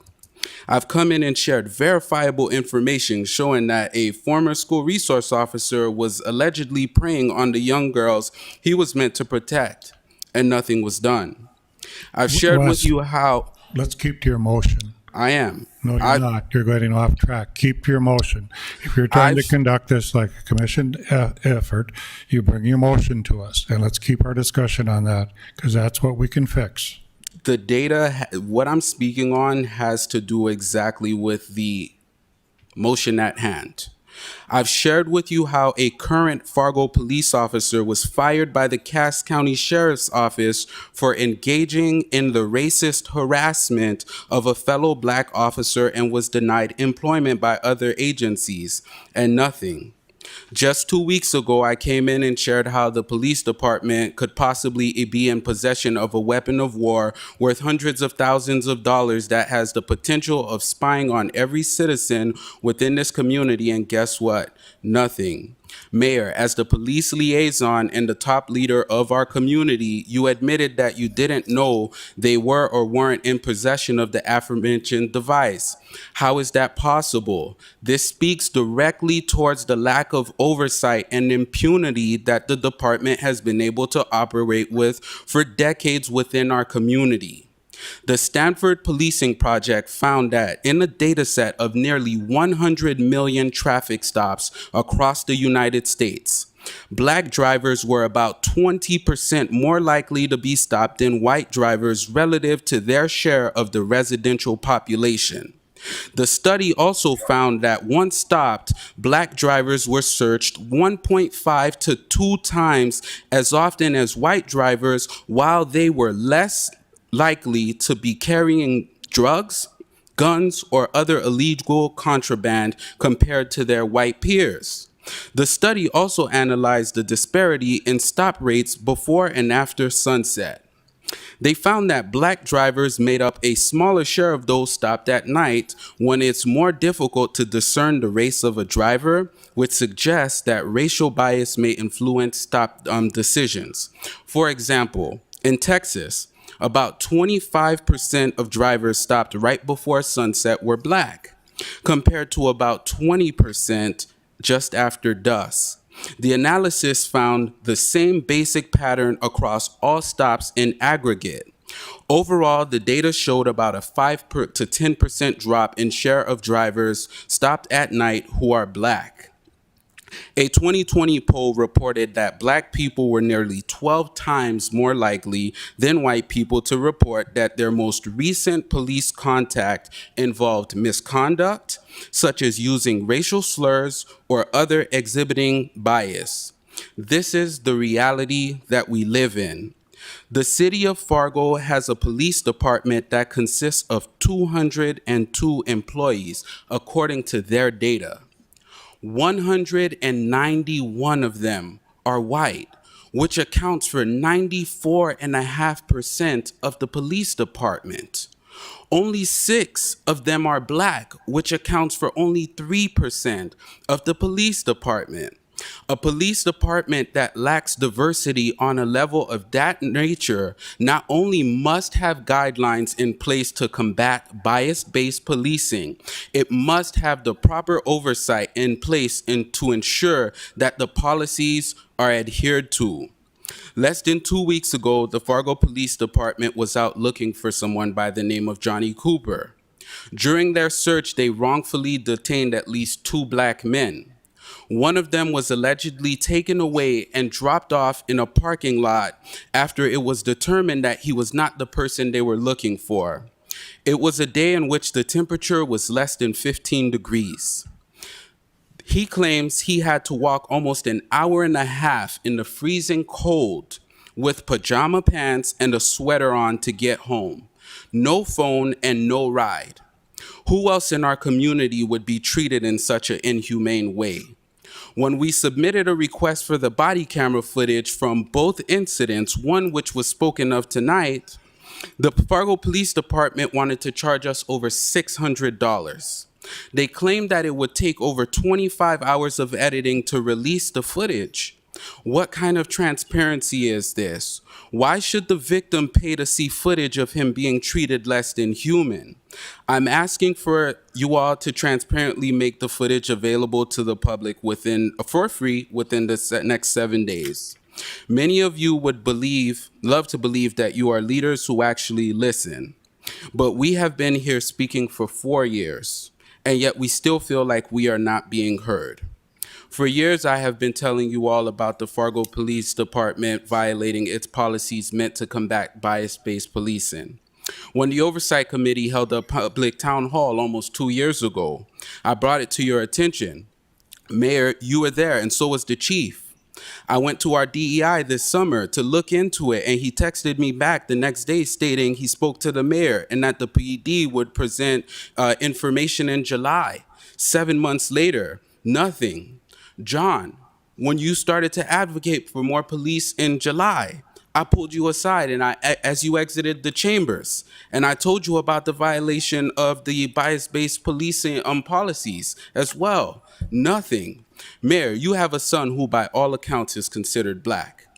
This work that we are doing benefits him because one day you will not have the power to email the detective involved in the investigation to influence the outcome of his interactions with police. Deputy Mayor Preston, you have a black daughter who you love dearly.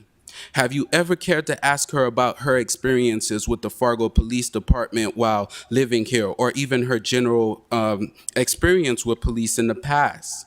Have you seen her interview from the One Fargo event in 2020? If you haven't, it is powerful and you should watch it. Regardless, how can you sit by and allow this to continue? Commissioner Strand, your roots are embedded within the black community, so much so that through your support, you were able to connect with a childhood friend of mine who I brought here over a decade ago. You even house people who look like me. Have you ever asked them about their experience with law enforcement? If you haven't, then I highly suggest you do so. Commissioner Kolpak, you claim to be a leader who believes in policy guiding us. After the murder of Officer Willeen, your staunch support of the Fargo Police Department, repeatedly posting, "We are Fargo PD." It's just the Fargo PD that you are part of. The Fargo PD that repeatedly violates its own policy meant to assure they police equitably. It is unequivocally okay to praise our department when they do well. But as a leader, you must also be able to hold them to account when they are in the wrong. Commissioner Pepcorn, you claim to be a leader of the people who hold their freedoms near and dear. How can you sit back and allow a government entity to not be transparent about holding a device that completely violates all of our rights to privacy? Would you be willing to confirm whether the Fargo Police Department is in possession of cell site simulators? Not only do we need to ensure that Fargo PD is following policy 401.6 and 401.7, we need to ensure better data collection policies that will provide insight into how our PD is policing our communities, such as stops by demographics data and more. This has been an exhausting effort spanning years of trying to get you all to hear us. We have been at almost every city commission meeting. We've met with so many of you on an individual level. It is so clear how much this means to us. Why won't you all listen? Let me tell you what it has come to in this country for Black people attempting to get its leaders to hear them. It has reached a point where we have had to draft a policy that would attempt to twist the city commission's arm into twisting the city's attorney's arm into drafting legislation that would twist our city's government arm into twisting the Fargo Police Department's arm into following its own policy on bias-based policing. Confusing, right? Is this really where we are 4 years after we watched a Black man get suffocated to death in front of the entirety of our country? From Rodney King to Sandra Bland, to Tamir Rice, to Elijah McClain, to George Floyd. Bias-based policing has and continues to be a problem not just in our country, but within our community. And the question is, how much more death and tragedy will it take for you all to take it seriously? Our police department has never shown any evidence of following its own policies on bias-based policing. If they did, why would they not proudly boast about it as they do with other initiatives? I know that the odds of this passing are slim to none, but if you all fail to pass this piece of common sense legislation, then I am asking that here tonight we determine a necessary alternative in the name of ensuring the safety of the Black community. Thank you.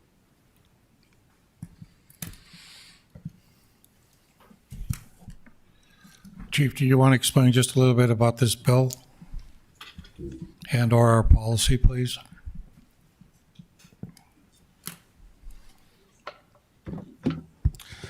Thank you, Commission. Thank you, Wes, for your presentation. This is not a bill. The Discrimination in Policing Act does not exist anywhere that I could find. There is a Justice in Policing Act that was an executive order signed by the President in 2023. That's applicable only to federal law enforcement agencies. It's not a law. It really doesn't have any connection to the policy 401 question that Wes has brought forward. Regrettably, and I've had this conversation with Wes on several occasions, we have reported on our efforts to reduce bias-based policing and our engagement, and that's been reported in our mid-year report. Specifically, if you look at our last mid-year report, there are many pages on there, but most pertinent, page 26, which has a complete recap from 2021 through mid-2022 of all the different things that our community engagement team has done. And in 2021, as you're aware, we had a national instructor in who is steeped in implicit bias training. Our whole department, including our civilian members, received this training. And maybe to help educate others in the room, the way that we reduce bias-based policing and grow those relationships is to have more interaction with minority groups, and we've done that consistently over the past 3 years. And you can see that in the report. In 2022, Wes is correct. We were to have a mid-year come out in July of 2022. As you might recall, we had the tragic critical incident, and at that juncture, that work did not get done. At that point, we decided it would be best to do an annual 2023 report, which we are currently working on, and we expect to have published mid-March to early April. Which will have all of these efforts in it, just like we've outlined in our last annual report. So we are in compliance with our policy, and as I've also expressed to Wes, that when we talked about this, the policy hasn't been updated since prior to my starting, and because we will likely add different things into it related to this training. But already in 2023, we brought in additional bias training and cultural competency training through you may recall the Police One Academy that we came to the commission and I believe asked for asset forfeiture to purchase that program to provide this training to all of our department members once again and make sure that everyone stays current on that. But our efforts loom large in terms of that interaction with our different community groups. I'm happy that Wes recognizes that We have 6 African Americans in our department. That's twice the amount that we had in our department 3 years ago when I started. And the diversity in our department, not just in race, but in ethnicity and age experience, has grown exponentially over the last 3 years. We saw in a class today of 14 individuals, 57% of the class members have a diverse representation. It's incredible, and our department is continuing to grow in that direction. So I think it's important to have that type of accurate information. Demographic data on stops, I 100% agree that that is something that we want to track. Our intelligence and analysis unit has recently gotten really to full capacity in terms of being able to do that kind of analysis. We've in our budget, added some technology that will allow them to do this without a lot of manual work.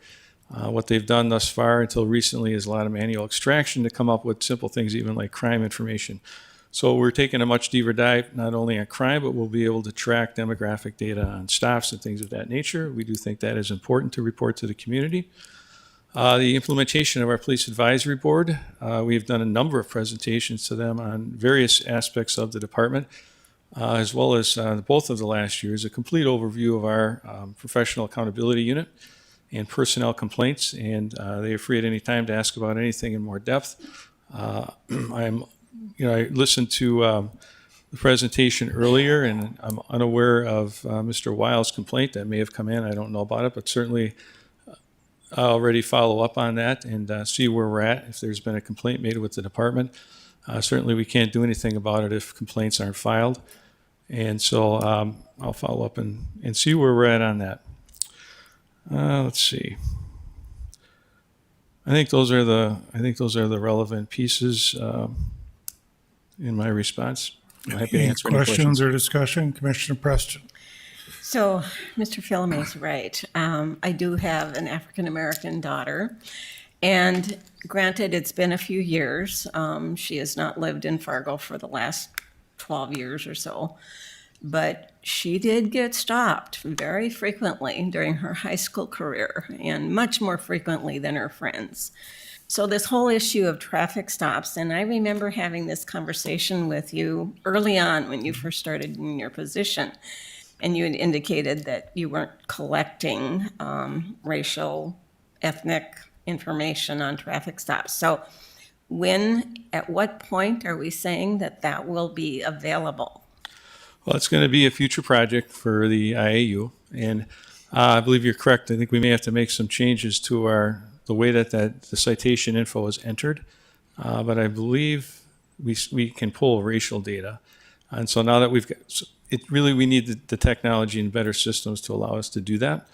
So we can start tracking that and have those discussions. But again, that data is most relevant in terms of identifying if we have officers with a particular issue relative to profiling or that type of activity, because it's not an accurate statistical comparison to say that your stop should equal a population of any city for a lot of statistical reasons. And so, but definitely from a community transparency and perception piece, it's important, and we will put that to the top of the project list. I appreciate that. And as a follow-up, I certainly appreciate all of the additional training, the oversight committee, everything that's been done.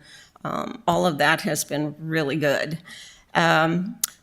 What I would wonder, and I think at least in the one case here, we've been talking about body cams and how they will provide or could provide better evidence to individuals making a complaint that in fact that information gets shared with them.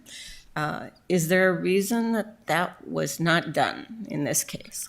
I don't know the specifics of this case, but I would, if there's a pending case before a prosecutor, that would be one reason that the prosecutor wouldn't allow that video to be released. We've had to deal with that on a couple of occasions. And so other than that, I don't know. So without knowing the specifics, I couldn't answer, but generally that would be the issue at hand, a pending case before a state or city prosecutor in which that's evidence. One other, if I could. So I think what I was hearing from the presentation was a concern that the analysis, the complaints that come in, the analysis that gets done, gets reported out somewhere. And, the report that you referred to us with the specific pages, I couldn't see anything specific to complaints and the analysis done around those complaints. Am I missing something there? There is a piece in there on that. Now, that may not be in depth because of the data, but we did do a full report to the Police Advisory Board about a month and a half ago. Deputy Chief Anderson and our Professional Accountability Unit provided all of our annual statistics to them in all the different areas, including use of force and all those types of things, and what was, the amount sustained, not sustained, that type of thing. Would that be included in their agenda items that we could actually see that? You can watch the recording of that meeting. Yeah, How about the actual report? Can we get copies of that? Yeah, I believe the PowerPoint should be available, sure. Chief, you sent me a copy of the PowerPoint. Yeah. We can get all the commissioners a Yeah. copy of that. And our complaint rate is very reasonable. Yeah, absolutely. Yeah, right. And one really, I think, important statistic is our use of force is with arrests is less than 0.02%. That's less than 0.5% in arrest situations, which is very low in terms of our amount of use of force. And a large majority of our use of force is just physically getting people in handcuffs who might be slightly resistant. That's the majority of those instances. But they're all broken down by type. And we could have a presentation to the commission as well if you'd like to do that. Mr. Strand. Thank you. Wes, thanks for being candid and honest with us and sharing as citizens' views with us. It's really important that we hear and actually try listen.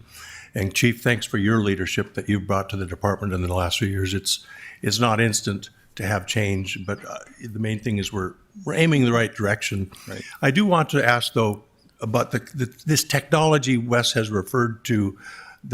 Is that here? Does it exist? Who has it? Rather than dance around it, does it exist? The federal entities use different technology. They may be involved in some of our cases through partnerships. And so there's anything that is utilized has Fourth Amendment protections.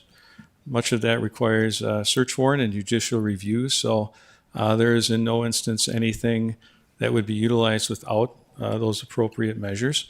If Mr. Filame has an example he'd like to present, I would really like to see that so I could follow up on it. Otherwise, I think it's irresponsible to talk about it in generic form and assume that something's not being done because Chicago doesn't do it. Okay, let me just clarify that I didn't assume anything. I asked the police department directly if they were in possession of one of those devices, and they responded that they did not want to comment. I did submit a public a FOIA request to the city government asking for purchase orders of those devices if our city government was in possession. And then I also asked for any documented policies as well. So if we somehow are accessing any of these devices, there's not a policy that's documented, nor was I provided from our city government on any policy that would guide how we would operate those devices. So as it stands, our city should not be in possession of that device because that's what we've claimed basically.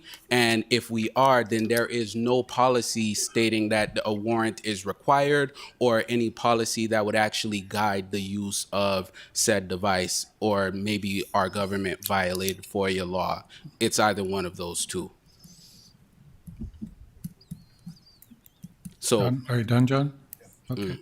And I do want to clarify as well, the DIP Act was just the name that I gave my suggested motion. It's not something that is present anywhere else. It was just a cool name that I gave it. And I also do want to clarify one more time that 401.6 states, commanders shall review the efforts of the department to prevent racial or bias-based profiling and submit an overview in this annual report, including public concerns and complaints to the chief of police. So the report is supposed to actually include specific instances, complaints, and so forth that aren't fully detailed with names, providing instances of community engagement, providing data on use of force, which I don't believe actually categorized demographics in that.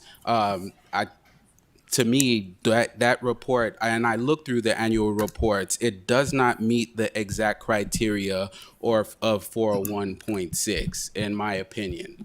It doesn't answer our questions. It doesn't show intangible data, how our police department is doing better to actually enhance itself when it comes to policing our community. And that's clearly shown by two different people just within this last week that were detained wrongfully. We have video evidence recorded within the police department of Officer Aberley stating himself that he received a briefing from the supervisor that was at the incident, and he was told that they made a mistake.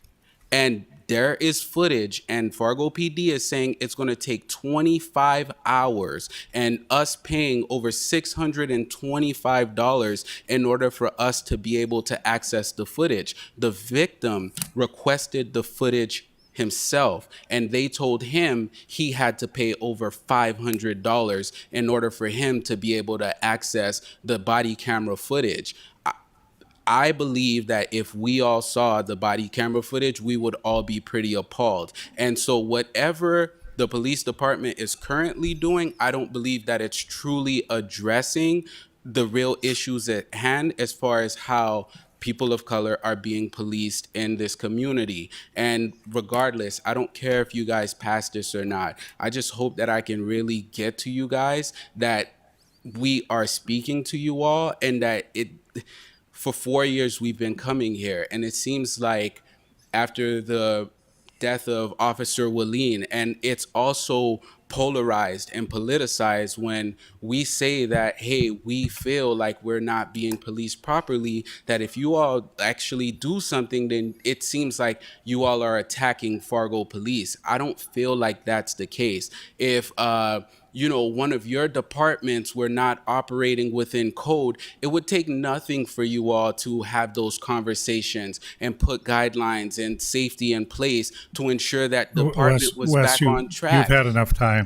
I've given you more than enough time. Why We're do going to you move just on. get to We're going to interrupt move me that on. way? Like, We're why not can't making we? any motions tonight. We're moving on. Why okay? is it possible that everyone who comes in here who doesn't look like me can stand at this podium and they can present for 20-30 minutes? No, you have and been there able can to be, present and this, for at look, least a half Mayor, hour. this is like the You can third talk to time our that team you have done anytime. this to me. You've been Why do invited you to the feel like police my voice doesn't anytime. matter? You have had Why the do you opportunity feel, to speak. Mayor, This is could it. you tell me one other person that has come in this chamber where you just simply overtalked them? I did it once to you, and you didn't like it. Exactly. And I've never Why? done it, and I've never done it Why? since. But you're And this is- repetitive. You put your motion in front of us. We listened to it. Now That's- you're going over stories. We don't need to do I'm that. not It's going time. over stories. You spoke, the chief Quiet, spoke. Faith. Chill, Faith. Faith, you're not part of Mayor, it. Mayor, you got to speak. The chief got to speak. He said something. I sat back here for more than 5 minutes as if I didn't exist while you all had dialogue. No problem. I have a voice. I hope I come in here every other week and I stick to 2.5 minutes and I never overtalk. I am rarely ever given the opportunity to speak without restraint. The last time I put a thing on the agenda, you tried to push it off the agenda to the oversight committee. Every single time I try to speak, this is what you do. And then you'll say that this is an inclusive community where all voices matter. But every time we actually try to speak, this is exactly what happens. And I knew that this would be the case. I appreciate you all showing what this city commission is really about. And that's that Black people are not really welcome, and when we come to speak, we'll be shut up if we are not palatable to what is going on. Thank you. Liaison assignments. John Strand? The only report I'd like to make is just we had the City Human Rights Commission and Umoja put up a terrific Martin Luther King event on Monday, January 15th. And I'm catching on, but Frederick Dissonance, he brought to us a community of young people and talent that's like eye-opening. Just a remarkable event, and one that all of us can be proud of and learn from. Mr. Kolpak? Yeah, I have one update from the Fargo Youth Initiative. They're up and running with the new group, some returning members and some new ones. There's a photo there of them. They held their first meeting on January 7th, and their next one is February 4th. And I'll be attending that meeting. Many of those members volunteered, to John's point, at the MLK Day event at the Fargo Theater. And they encouraged youth attendance by publicizing the event at their schools, which is always so important. They're promoting the city's call. This was part of your opening remarks, student art that will wrap an entire city bus. And that deadline is Friday, February 2nd. And they are ongoingly accept applications from Fargo High School students. So if you're interested, please take a look at the webpage. Thank you. Mr. Preston? I don't have a liaison report, but I'd just like to commend, and I'm assuming they were students. They looked about that age group, but the individuals that showed their passion tonight, I just wanted to commend that. Mr. Pipcorn? No update, Mr. Chair. Is there a move to adjourn? So moved. Second? Second. All those in favor say I'm aye. not taking We're any adjourned. other